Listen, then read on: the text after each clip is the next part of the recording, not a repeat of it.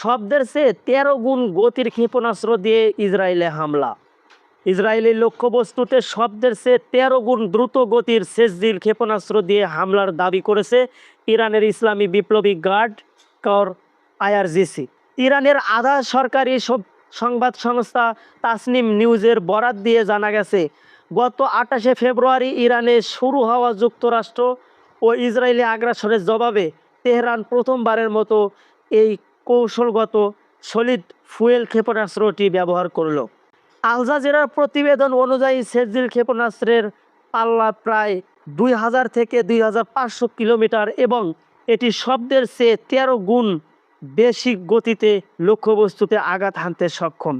The national interest magazine বলছে, এই ক্ষেপণাস্ত্রটির মাধ্যমে ইরান কেবল ইসরায়েল নয়, বরং ভারত মহাসাগর ও ভূমধ্যসাগরের বিস্তৃত অঞ্চলে যে কোনো লক্ষ্যবস্তুতে নির্ভুলভাবে হামলা চালানোর সক্ষমতা রাখে। সঙ্গে ছিলাম মেহেদী হাসান, পালস ভিস্টা নিউজ।